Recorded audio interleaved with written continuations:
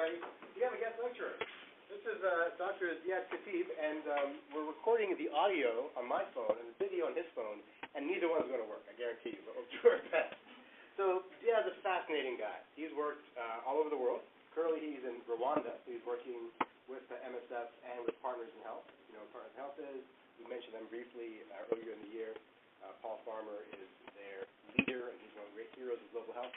As well, one of his former mentors is Hans Rosling, you know, that interesting Swedish guy whose video I showed you, who sadly passed away a couple of years ago.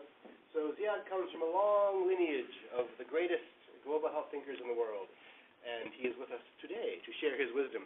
So right now there's a great global health conference going on in Ottawa. It just ended, and he gave a presentation there as well. And he has kindly agreed to share with us his expertise.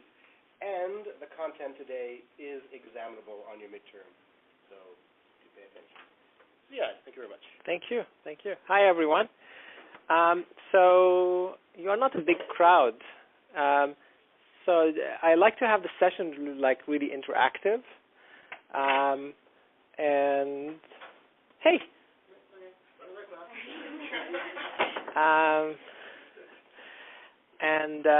So what is your discipline like? Just so I know who are you? Just who's in the class? Like what? Is it nursing, health sciences? All of you. Okay. What year are you in? Fourth. You are about to graduate. Oh my God! It's so scary. You'll be grown up. What? They think they're about to graduate. And so, who wants to work in global health? Raise your hand. Raise your hand. 1, 2, 3, 4, 5, 6. Someone is shy about it. Okay, and the rest? What do you want to do? Public health? Medicine? Nursing? Someone wants to tell me, like, the people who didn't raise your hand, what do you want to study? Yeah? I'm applying for the physiotherapy master's. Okay, awesome. Just make sure you're turned on here. Why are you looking? Yes? I'm applying for epidemiology. Okay. Oh, nice. Okay. In where? Okay. In English or do you speak German? In English. Okay. That's good. Who wants to do epidemiology? Okay. What do you want to do? Well, I want to do like epidemiology, but I want to use that to get into global health. Okay. I'll pick on someone. What do you want to do when you are grown up?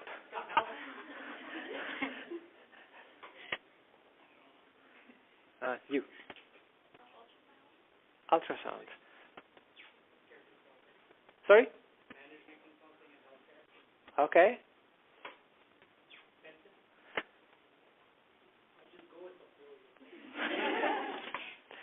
It has been my life like this. You are hiding behind the laptop. Okay. Global health. I don't know yet. Okay. Medicine, hopefully, is not physiotherapy. There in the back. Okay. There is no trend in the room for an epidemiologist. When there is no trend, it's a disaster. You are torturing me here. Okay, you. I'm not too sure. Okay. I have no clue. No clue is a clue. Okay, cool. So, I come from medical lab sciences background, my undergrad, and I was always interested in public health, and I always thought this would be my life.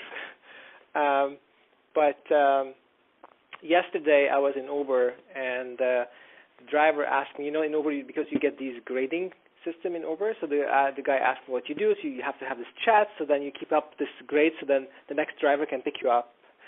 And I said, well, I'm an epidemiologist. He's like, what is epidemiology? Has to do with the skin? And I said, no, not really. And he said, like, are you a doctor? I said, I have a PhD. And he's like, my mom is sick. And I was like, oh no, not again. And I was like, so what's going on with your mom? And then he said, well, she has hepatitis. And they took blood. And I was like, oh, great, someone is taking care of her. So he said, what I'm supposed to do, what treatment? And I was like, there must be someone taking care of her, no? Because I tried to explain to him, I'm a PhD. And then he's like, but I'm worried about my mom.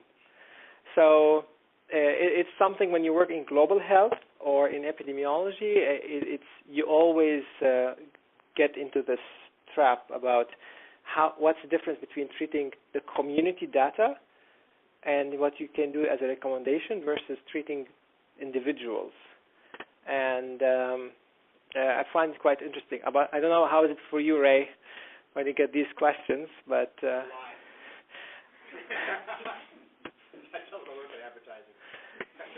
here you go. So I think whoever wants to go into global health is a very interesting field. It's very exciting. You learn about how other people think, and you get to know that actually the context that you grew up in is not the standard.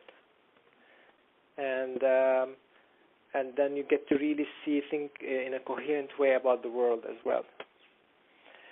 Okay, so for today I thought I'll just chat to you about the different work I have been doing in the last few years.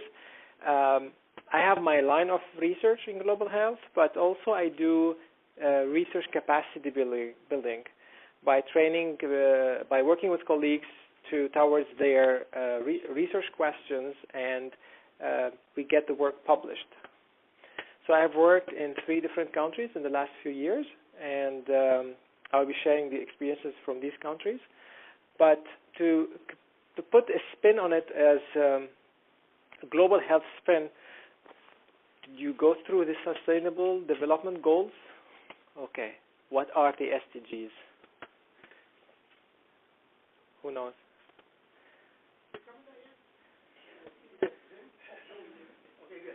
Okay. It's not test. What are the SDGs? Do you know? You are not sure. Okay. So just to keep it simple, the SDGs, it's a set of goals, which there are 17 goals set by the United Nations for the development of the UN country members. Okay? And I will not go through the whole list, but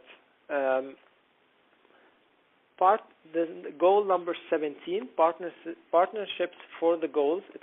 Every goal has a subcategory, and the goal number 17, section 9 in it, it talks about capacity building, how you can do a collaboration with countries, either what is called north-south, and here it means like high-income countries, low- and middle-income countries, or when you have south-south collaboration, so low- and middle-income countries, they collaborate together on capacity building and on basically to answer research questions and to improve health, that health goals that are aligned with ministries of health. So every ministry of health for every country has its own plan, what is their health priority, and when you work with ministries of health, you need to know, really to ask them, what are your priorities, and then your research work needs to be aligned with these priorities.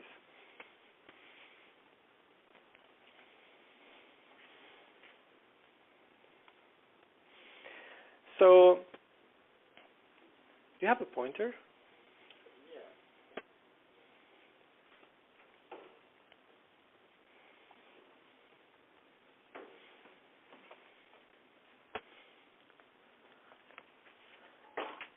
Uh-oh. Everything walked away because it's so valuable.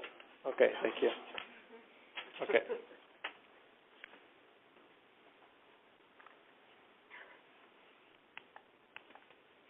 Uh-oh. Just a little bit.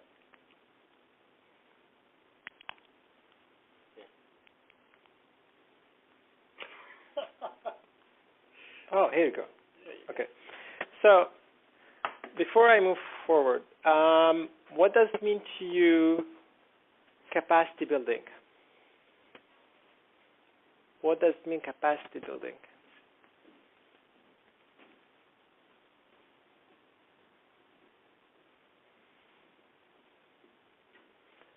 Again, who wants to work in global health?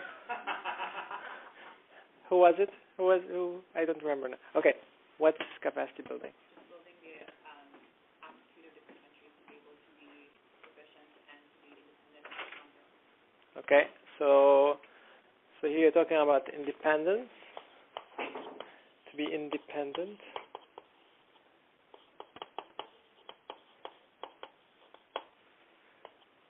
What else? Independent in what way? In terms of having sustainable projects where In terms of what? single development projects, What is sustainable? something that can be long-term and can be upheld by the citizens of the country. Okay, sorry, can you please speak up? Something that can be long-term and can be upheld by the citizens of the country. Okay, long-term, and then ownership.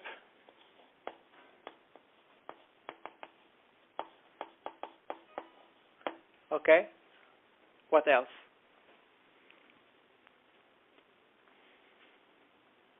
Who also wants to work in global health? Yep. It's kind of like the integrating services as well, create like more like Can you explain more? like I guess it would be looking at the resources that are already in place and finding ways to create like connections between them to improve this kind of like You have to speak up, please. just something that like comes to mind, like integrating services.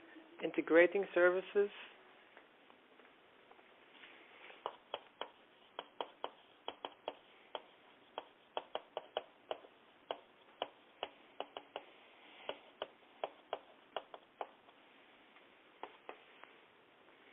Do you think you are here in this school to do your own capacity building?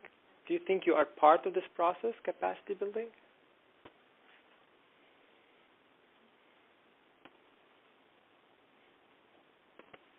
What does it mean for you to have this degree? Besides the grade, yeah? Okay.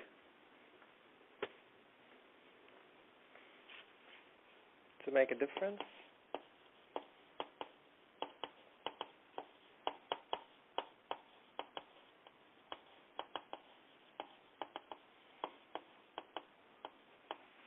So you started here 4 years ago, right? And then now you are here down the line, and hopefully you will finish. This is here your hat. So what does it mean? What does it mean, this process that you went through it here? Yeah? Sorry? Please speak up. I am old. Acquiring knowledge. Acquiring knowledge.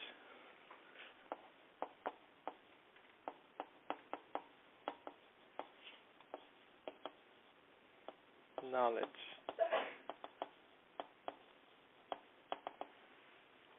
It has one name. It has a word for it. It starts with a T. The T word. Did you have both cookies? I was going to give it, yeah? Huh? No. It's close to transition. No. Transformation. It's transformation. The whole thing for you, that when you started here, is actually to have a transformation that you represent a person who has certain skills. That's the whole thing. When I asked you what you want to do, you said global health, you said dentistry, you want to have this transformation. So that's why you go to school, to go through this transformation. So capacity building also has a vision to have transformation that for the current capacity in the place, like this room, for example, if we say Canada, if we say South Africa, if we say Sudan, anywhere, the US, it's transformation. that to have people, when you transform them and you have these skills, then they can, this is the framework, they will be independent, they can be sustainable, that they have these skills, how to get things done. You can have a long term because you have capacity in the place. And then the ownership, that people can do the work by themselves. They own the work, and also it comes with the responsibility. Okay? So this is a concept, capacity building, that it's not only for low and middle income countries, but also high income countries. If we look now in the U.S., I mean, the context of the U.S. in certain places is really comparable to other developing countries, or so-called developing countries. And the U.S. has the highest number of Nobel laureates in the world. It's the place where most of technology to help humanity has been really invented there, but the deployment, to deploy this technology inside the U.S. is hard. Money, no resources, etc. So when we think about global health, don't think it's only about low and middle income countries. Who did watch the recent UN General Assembly? Who watched the speech of the Prime Minister Trudeau? What did he say? I don't remember. I was drinking. Okay, if you are interested in global health, you have to really watch his speech and how much he spoke about the challenges that the Aboriginals are facing in Canada. This is global health diplomacy even. Okay?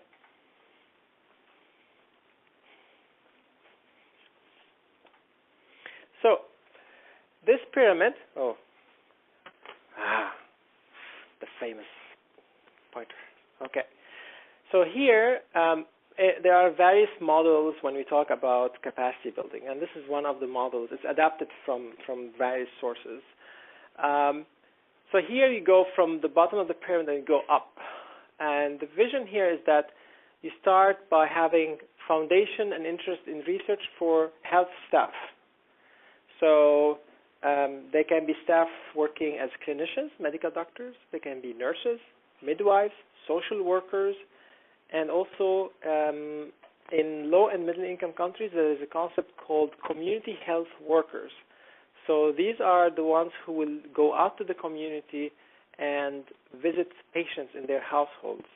I think in Canada, social workers are doing this job, if I'm not mistaken, where they do the outreach to people in need for the healthcare services. This can include screening for different diseases, or it can include access to medicine. So it depends on the countries. Then we have, for them, we hear that we provide introduction to research seminars, just to talk what is research methodology, what are the different study designs, which I assume you have been studying them now the last 4 years. Also, it can be provided by face-to-face classes or online as well. And there are tons of online platforms for people that they can, in terms of global health. Harvard University has a global health delivery online platform where people can subscribe to a mailing list, and there will be a discussion via this mailing list about certain topics. Every month there will be a topic, let's say in tuberculosis, about medicine, adherence, etc. And people can listen to these conversations. They can be audio, or they can be just by writing texts, by emails. Then the second component here is that to provide research skills support by start to talk about statistics and to do writing workshops. So what's the difference between this component and this component here in terms of transformation? What happens if you are only exposed to this versus if you are exposed to this? Any thoughts? think about the transformation.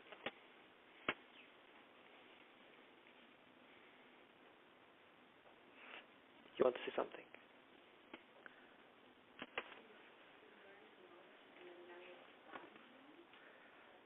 So knowledge, that's a good denominator between them, okay? So exactly, sorry, what's your name? Roa. So Roa, you are almost there. So in the one here, you are knowledge consumer. Here, you start to switch gears how to become knowledge producer. Okay? Now, all of you here, when you are doing a test, like an exam, you are tested on your how much, like the level of your knowledge consumption. When you are provided an essay, or do you have to write a thesis in your undergrad? No. But when you write an essay or a paper, you have to submit it. This is where you are tested on your level of being knowledge producer. Okay? And that's why to have an exam has its own feeling of pain, and to write a paper has another feeling of pain, right? And to grade them also, it has a different feeling of pain. Here, we start to go more into graduate studies for MSc scholarships or MPH, Masters of Public Health.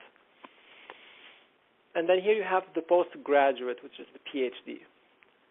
At this level here, people can either go for MSc or they can be just working on publications without going into graduate education. Now, there is a slight difference between this segment and this segment. The difference here is that here you start something. Here, this is the finishing line. Okay? People can be engaged in writing workshops to learn how to write. They can be engaged in manuscripts. They can be engaged in doing data analysis.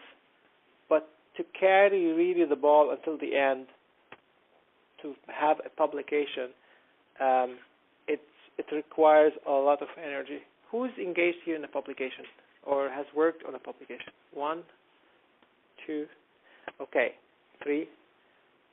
For how long have you been working on this publication? Also you yourself? Oh, sorry. Okay.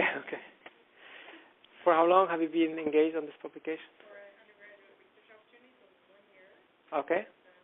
Yes, the process to actually write it up and it's still ongoing right now. When did you start? October to May. 2016. And we are now, it's 1 year.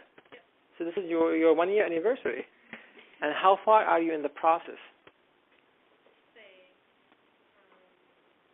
Please speak up. close to finishing, but not completely. I see your face is turning red. Close to finishing, what's finishing? Like drafting phase where it just takes like an edit and then order. Did you submit the paper yet? Okay. And yourself? I started in May, and we are writing the paper right now, but we have a deadline of November 13th to have full draft done. When you say we, how many people are engaged in this? 3 immediately, and then a lot of external people. Okay. And what's yourself?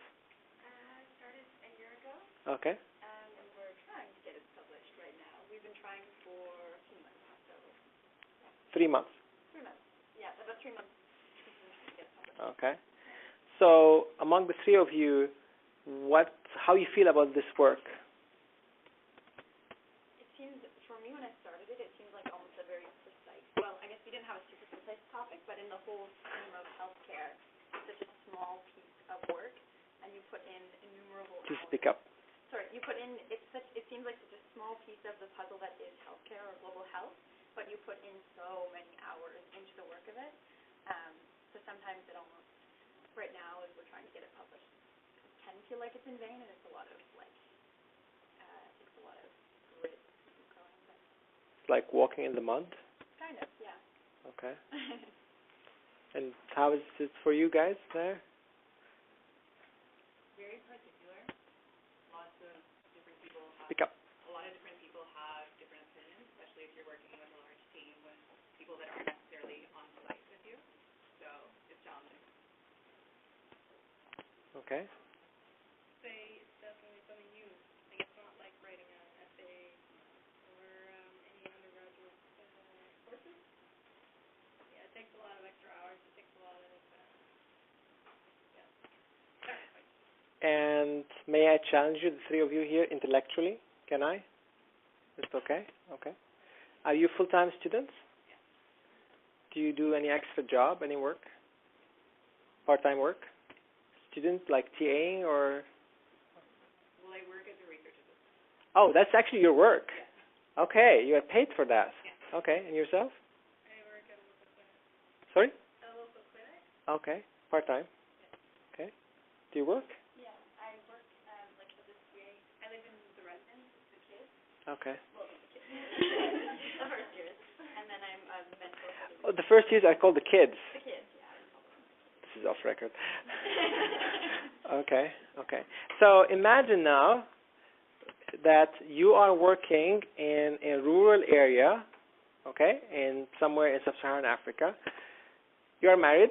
You have maybe 3 children, and you are the only staff that is available. And maybe there is another colleague that actually can work with you. And if you are sick, then it means the patients, they have to line up. And then you are trying to work on a publication. So exactly the same level of frustration, if I can call it, that you have to produce a paper, and that's your passion, and plus this publication, the impact would be to improve the practice of the clinic that you are working in, and also it's aligned with the priorities of the Ministry of Health, that you are actually staff for the Ministry of Health. That's also, so it's a huge, huge responsibility, plus you are not paid to do it. So think about this on a scale of a country, how it will be, what are the challenges, and how long it will take you to get this published. Plus, you mentioned the issues of disagreements between different people. One of the differences between researchers and politicians, that researchers do not compromise. Politicians, they can agree to compromise. But researchers, they feel that, no, I think this is the right way, that's how it should be. And the other colleagues would disagree, and especially when it comes to interdisciplinary projects. So global health includes a lot of interdisciplinary projects, because global health means to look at the problem in a comprehensive way, and also from different disciplines, different perspectives. Every perspective can represent a discipline. So then when you put these colleagues or people who have these skills and expertise in the room to try to work together on a project, there's a lot of struggle at the beginning of the project to really understand what is the vision here, what you want to do, how you want to answer this research question. And so it will be a little bit stormy at the beginning, and then you have a norm, hopefully at a certain stage. And usually the person who will take the whole, absorb the whole shock or the pressure of the work is the one who's taking lead on the publication. So, which means the first author. And this person has to be really very careful in the communication with the other colleagues involved, etc. So again, think about it. If you try to imagine this, put yourself in the shoes of this staff working in these contexts, how it is challenging for them when it's their first time doing this work. So it requires global health. If I want to put it in one word, it requires a lot of humility when you work in global health with people, to be humble about it, and to really, when you encounter a problem or a challenge, to just take a step back and try to understand the context very well. not to have prejudice of the context where you come from. It's extremely important. Okay, now the transformation, right? So this is the one here. What are the expectations of every segment here? So this one, the bottom of the pyramid, to have knowledge consumers. So basically, if a staff will see an article, a scientific article, they will be able to understand the sections of this article. They will be able to tease out what is really important, the take-home message of this article, and also how they can be critical about what is written in this article. To say, well, this is very interesting finding, but actually, is it relevant to my context? If I am working in Zimbabwe and I see a paper that came out, let's say, from Tanzania or from Sudan or Morocco or Egypt, the context there, is it similar to my context? Can you say the context of Quebec is similar to Ontario? Who agree on that? That the context of Quebec and Ontario are similar? Who would agree that they are different? By raising hands. The rest is neutral. Okay. So then these are two provinces that are adjacent to each other. How about countries? Well, that they are in the same continent, but they are different cultures, different languages, different systems, different governments, different political ideologies.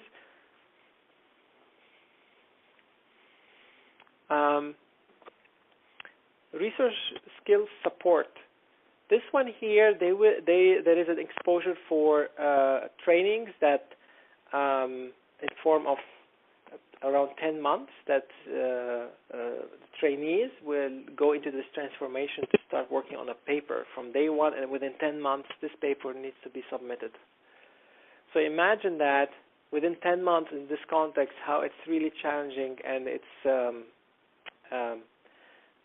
very strict process that to make sure that the staff will stay in this training. So we ask the supervisors to provide their agreement that they accept their staff to come to this training. It's very strict. Here, scholarships, it depends on the availability of these scholarships. How many of you have tried to apply for a scholarship, like an application? 1, 2, 3, 4, 5, 6. Is it 7? Is it inside the university or federal? The scholarship. Do you have it, is it by competition? You apply for it here? You compete for the scholarship? There's a bunch of different ones. Some of them are from private organizations, some of them from the universities. Do you apply online? What type of documents are required? Some of the organizations depend on transcripts and essay, depending on the proof. So roughly, what, 10 pages? I think normally like 1,500 words. 1 page? 1,500 words. 1,500, okay. 3 pages. Yeah. Okay. So here, when we are talking about scholarships here, you have to apply tons of papers, especially when it's international scholarship. It's a lot of work, and it's really a challenge also, like if you want to print out something, as Dr. Ray mentioned, that I came here for this Global Health Conference, and many of my colleagues couldn't make it for visa issues.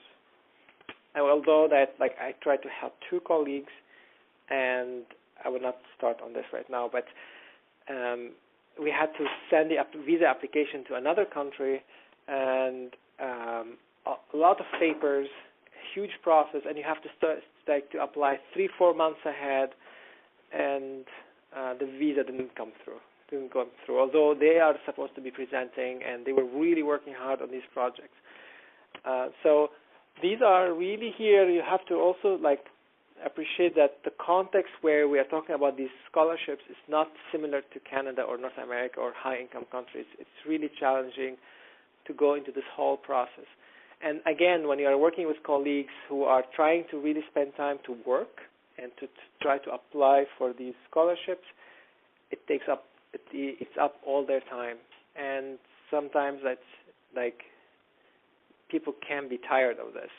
So again, you have to really put yourself in other people's shoes in global health and to really have a sense of empathy for others when you are working in global health. Now, most countries, when it comes to the Sustainable Development Goals, is that for the number 17.9 is that to have PhD holders. Why? Because you need to have transformation to start having faculty members to run universities. You have universities in place. Every country has its own national university, but you need to have PhD holders to become faculty members. So they can run classes, they can teach students, they can do research, etc. And when you're a PhD holder, so you went through this training. So you know how to do a course, you know how to teach, you know how to do research, you know how to take care of students, all of this. And this is today is a challenge. This is really very important, and also how to retain them. How to retain PhD holders is another thing. People will travel. People will leave. And this is really a big challenge right now. So now, when this starts, this mechanism here of training, this is the output you expect. And then along the way, this is the vision on long term. So you produce more people here who become better at reading articles and being critical thinkers. Here you have more people active in publishing, and here you have PhD holders. And then these people here, it's like, this whole economical model of demand and supply. So when you have more supply of human resources, then you have more human resources to actually provide training to students. Because you have a huge need. Market need is really high.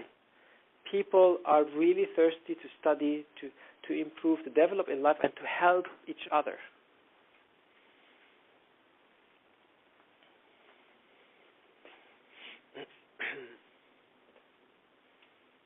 Okay. Now I will dive into three cases here, three countries. The United Nations has published every year, they will publish ranking for countries, where they rank, they call it the Global Index Ranking, which is a composite indicator for various variables, if you want to call it, between maternal mortality, infant mortality, percentage of research and development budget from the fiscal budget of the governments. It's a huge, there are many variables in this index.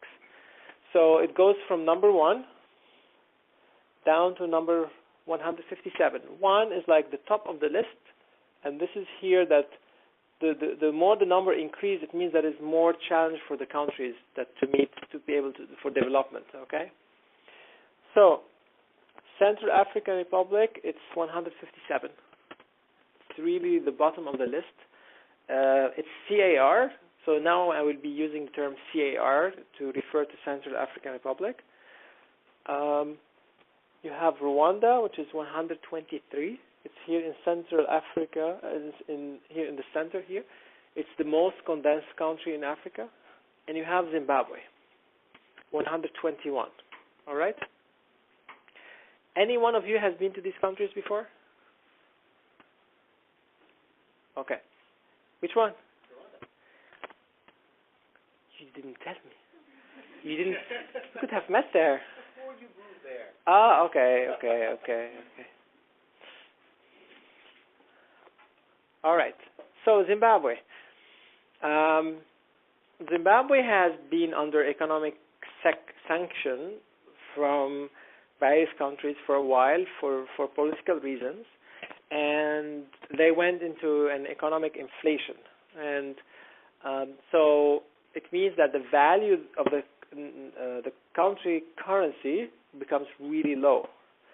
So this is, for example, a $100 trillion bill, and this is history today. It doesn't exist anymore, the currency, because you have all these zeros. So computers and machines, they cannot they had to really stop using this currency, and now they use U.S. dollar, and they use also a local currency invented just for an internal economy called bond. So one bond is equivalent to $1 US. Okay. Ironically, you can. It's becoming also a cashless society, Zimbabwe. So you don't have to use money. You can just use an SMS. So if you are doing your grocery shopping, you can just, on the cashier, you can just SMS the bill, like how much was the cost of it. For example, if it's $10, you can just SMS $10, and then that's it. You paid your bill. So it's quite interesting also when you have places in crisis, innovation can take place. So it's not always bad news. It's an opportunity to think about the solution in a different way. Now, Zimbabwe is in southern Africa, and the HIV epidemic has been really the epic of the HIV epidemic has been in southern Africa. Adult HIV epidemic has been high, and now, thanks to the antiretroviral therapy, it's under control. But we have an emerging problem, the pediatric HIV epidemic. And this is an emerging problem in most countries, in particular in southern Africa as well. So it means there is a need to do capacity building to help the staff to be able to help the patients. I have been involved with this foundation. It's called the Biomedical Research and Training Institute, BRTI, in Zimbabwe for a while now, since 2005. Oh my God, it's like yesterday. Do you have this feeling sometimes? Oh God. And the financial support comes from National Institute of Health in the U.S., which they have. It's like, are you all familiar with the CIHR in Canada? Okay, so this is the American CIHR. And they have funding to do what's called the International Clinical Operational and Health Services Research Training Award, which is ICOHORTA. So it's provided as a collaboration between Stanford and BRTI. Now, how does this operate? That every year there will be a training for students from University of Zimbabwe to give them training on research methods, on epidemiology, on lab diagnostics as well, molecular epidemiology. And the idea is that to support their master thesis work at University of Zimbabwe. They can be master students, they can be PhD students, registered at the University of Zimbabwe, and then this foundation of the BRTI, they act like catalysts that to help these students in their study journey at University of Zimbabwe. So I was involved in the team there to train students on research methods and epidemiology. Also, they focus a lot on developing low-cost diagnostics for HIV. So the students, they work on various projects as well. So you can see it's a multidisciplinary training. So you have colleagues who are virologists, who are clinicians, infectious disease doctors, epidemiologists. So they come in together and they do the training. And each one of us will be doing different components of this training. Now, what's the long-term vision of the transformation? Always think about this transformation. So earlier I mentioned the North-South collaboration. The idea is that they started like almost 17 years ago. That you start by having North-South collaboration. People who have these skills from high-income countries, they will come to a low and middle-income country like Zimbabwe, and they will start doing collaboration to train the students. Now, along the way, the idea is to start to have what is called the South-South collaboration. So you start to scale down here, and then by scaling down, it means that you start to have the local capacity. So you have people who are independent, they can be there to work on long term, and they own the work.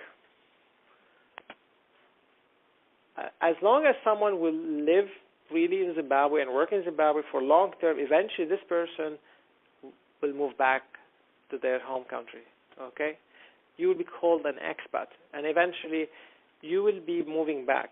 But when you move back, you need to have the local capacity, people who own it, people who are going to stay.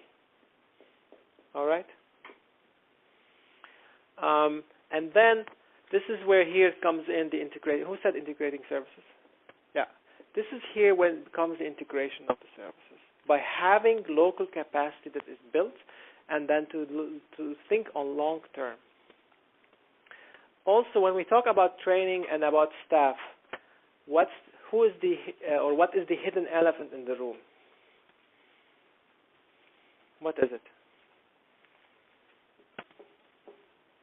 No, you cannot. When we talk about staff, we talk about what? Come on, don't tell me you don't know it. Oh, God.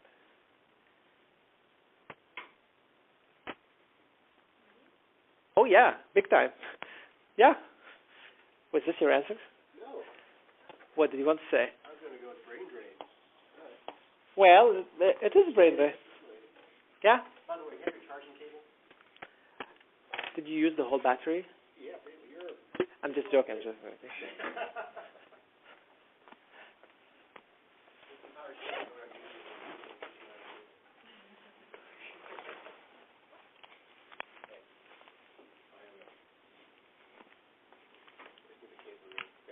How do you know an iPhone owner? They walk around with a cable charging.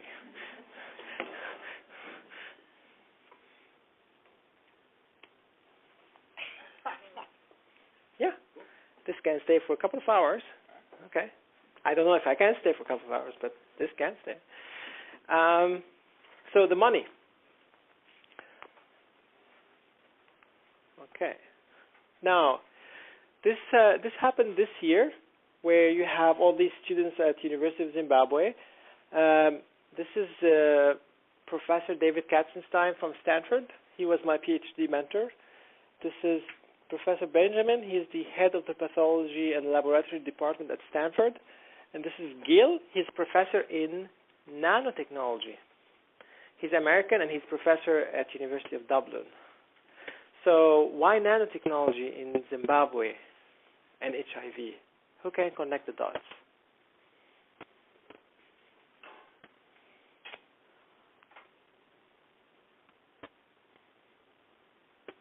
Not all of you at the same time. Shall I pick on someone? You in the back. Why nanotechnology? I can't hear you. So why there is a professor in nanotechnology who comes to Zimbabwe to do training? What is nanotechnology? Who's interested in diagnostics here? Yeah. Well, HIV is a virus which becomes nano, so nanotechnology, if you're trying to work on something small, if you're trying to work on Okay. something nano, then you need nanotechnology. Okay, so that's correct. HIV is a microorganism, and it's micro. Who has heard on the... Yeah, one second. These diagnostic tools, they're cheaper. Cheaper, but also... Yes. Faster detection. Yes. And yeah, keep going. Okay, who is interested in diagnostics here? Someone someone who's interested? Yeah. I was going to say maybe it's more targeted because it's like nano or something like that. You can target the cells that are infected with HIV through nanotechnology. Maybe kill the cells or kill the virus. Okay, so it's not about treatment, it's about diagnostics. All right? So I mentioned earlier low-cost diagnostics tools, okay? Nanotechnology is an evolving field. One of the many fields it has, there is a concept called lab on chips.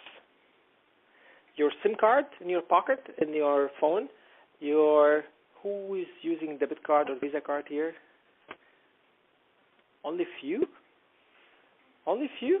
I suppose everyone would use a debit card or Visa card. Anyway, this microchip, this is a nanotechnology used in finance. It's the same one, more or less the same concept of this chip that you use for diagnosing HIV and the viral load. And say again everything you mentioned earlier. Me neither. It's more cost effective. Yes. Faster. Mhm. It's easier to use. It's easier to use under the tree in the rural area. So, for example, this is here a rural site, Chudamoyo, where it's like 4 hours trip to go all the way up there, and it's such a pain because you need to have really a strong car because most of the road is dirt, and it's sometimes you lose your way, blah blah blah. And the idea that he wants to test this lab on chip there. So basically, by sending out community health workers to really try it under the tree.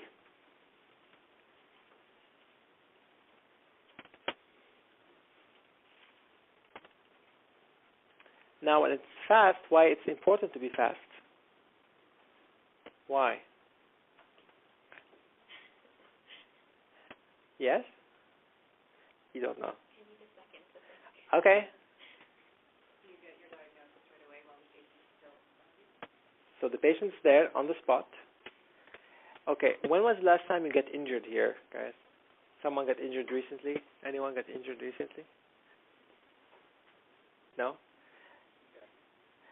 The boys, when you shave, who got injured recently while shaving? Okay, so what happens when you get injured, when the blood is out? What happens?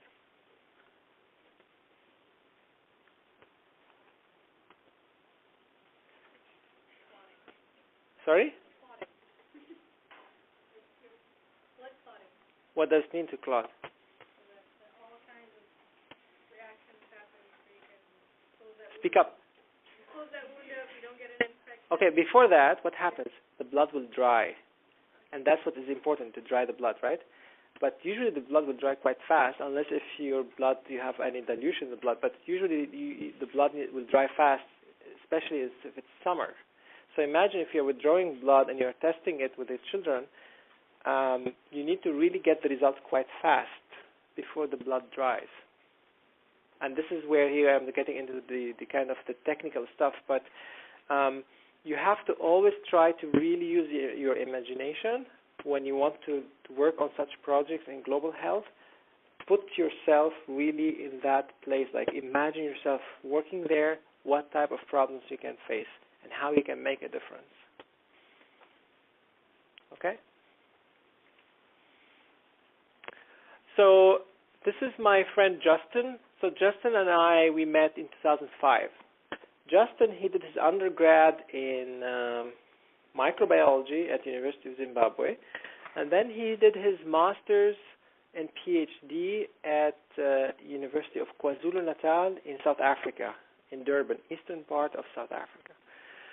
And then he went to do his postdoc at Stanford with Ben here, and now he's back to Zimbabwe as a faculty member. So Justin, he's one of the products of this concept here. He used to study here, and now he finishes, and he went through the South-South collaboration between Zimbabwe and South Africa to do his master's and his PhD and then he did his postdoc for a year, I think, year and a half in the U.S. Now he's back, and then his role now is here. He's contributing to this graph here, that he can contribute to the training of these resources who are, here. Okay? And don't drop your jaw. He just got a paper in Nature as a first author.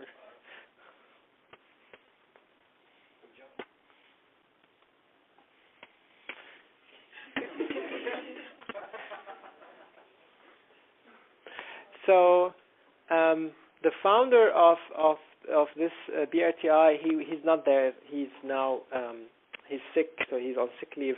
But he has been living in Zimbabwe. Professor Peter Mason has been living in Zimbabwe for decades, and he's really behind this whole work, actually. David has been working there since the 80s, actually. So, but he keeps going back and forth, California, Zimbabwe, and he plays it really nicely. That when it's cold in California, so-called cold in the West Coast, he escapes to Zimbabwe. Okay, now Rwanda.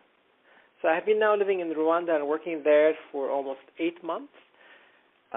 It's the most condensed country in Africa, and it's known by the name of landlocked country because it doesn't have access to the sea there. And the government has a vision in their strategic plan, Rwanda 2020, to become a land-linked country. So this includes transportation and also in terms of capacity, how you can play a major role in the region, in your surrounding. It's surrounded by Congo, by Burundi, Tanzania, Uganda, so how you can actually make a difference as well in your surrounding countries. It's really fascinating. The vision of the government is very impressive, and you can see a lot of hard work is happening there as well. Now, non-communicable diseases are an emerging problem in sub-Saharan Africa, I would say, but also in Rwanda. And this is where now my line of research is on NCDs. So this includes injuries and malnutrition as well. So Partners in Health has 3 rural sites. One in Rwinkwavu here in the east, and Kirehe, and then here in the north, Butaro. Here in this area, you have oncology care center, an excellence center for oncology care, state of the art. This is Kigali. Where is Kigali? Kigali is somewhere here in the middle. So when you drive all the way up there here, you'll be like, it's hilly, it's really high. You go up the hills. And by the way, Rwanda is known by the name of a country of 1,000 hills. It's full of hills. And it's very rural, and suddenly you come to this state-of-the-art hospital. And the idea of Partners in Health to show that you can provide the best service for patients, even if it's a very far rural area, and to challenge the perception of people and that the prejudice that no, you cannot provide excellent care for patients. I work here in Rwinkwavu, which is it's a rural district hospital, and so I commute between Rwinkwavu and Kigali. So in terms of research capacity building, it's to train the staff at the Ministry of Health, at Partners in Health, and also the Rwandan Biomedical Center, or like what is Rwandan CDC, if you want to call it. So we just finished a 10 weeks intensive course, Introduction to Research.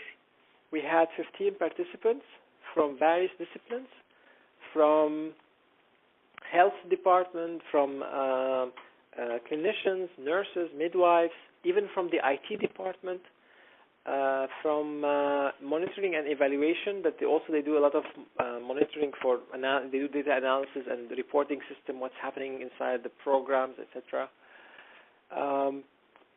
the system is very, there you have many gatekeepers that to make sure that the quality that is provided is really, it has really good standard. So, for example, this is Dr. Phil Jones. He's the director of the hospital. He wanted to review the book that we are going to use, that we have developed for this training, before we start the training, because he really wants to make sure that the quality is really good. So then, and this is actually good because you need people to challenge you, to review this. Your courses here, your curriculum has been reviewed by many people before it came here. That has to be approved at the D level, at the head of the department, etc. So it's the same process. So it's not like something really special. It's the same process. The difference is that you are coming to the university here to study, and then if you are working, you go back to your work, your office, you go home. There, we are bringing this program on place to the workplace. Okay? It's the same content. It's just instead of the students coming to the university is going to the students. All right? It's also intense that we have 4 hours class per week, so it's one session in the afternoon during their working hours.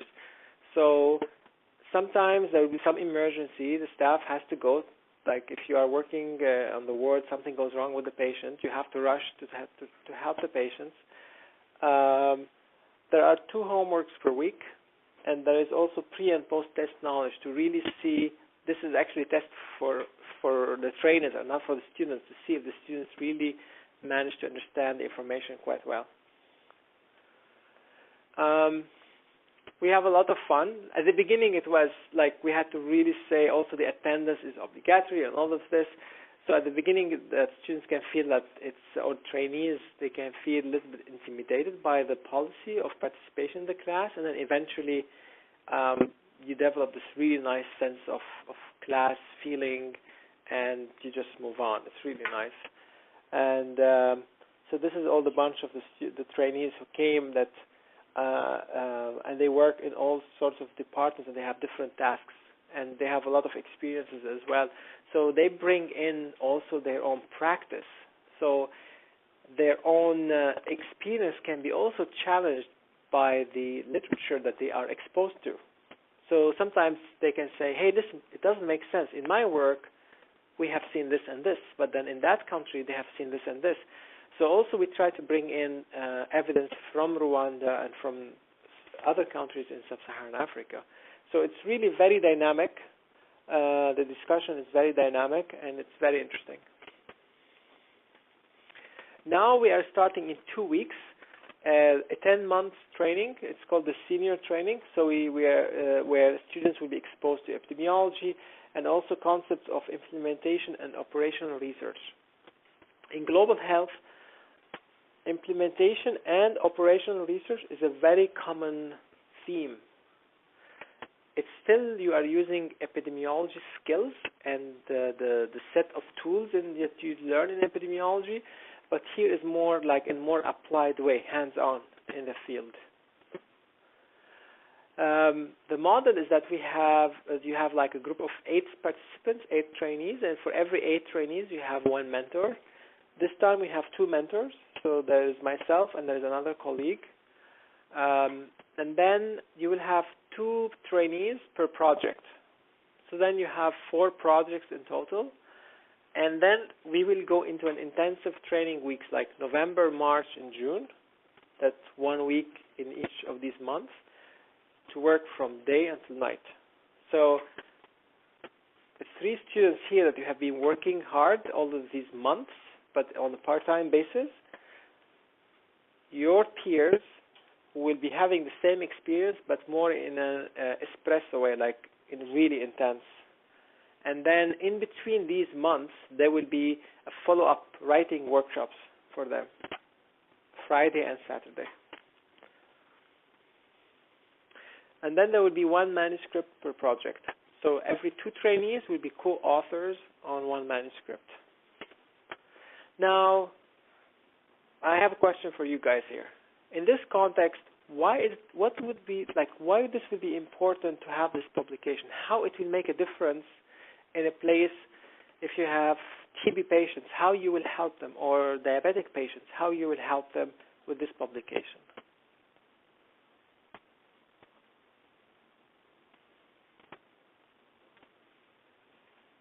Yep. It's really important to get as much data as you can, especially from the rural areas.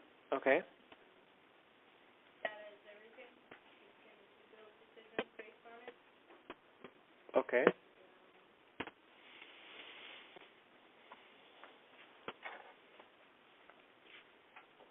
So, data, and then you said make a decision? Yeah, it informs decisions on treatment,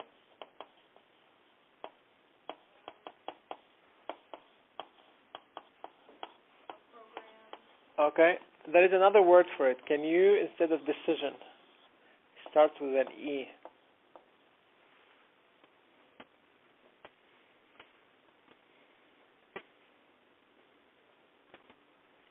Anyone? Evidence-based practice.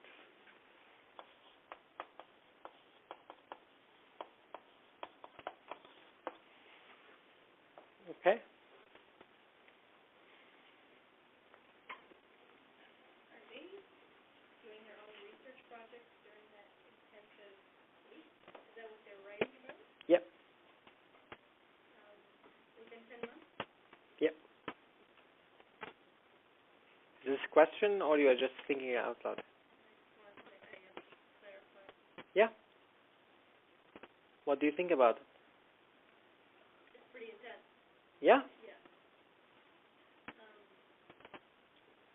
Do they have a project that they're already working on, or do you bring them?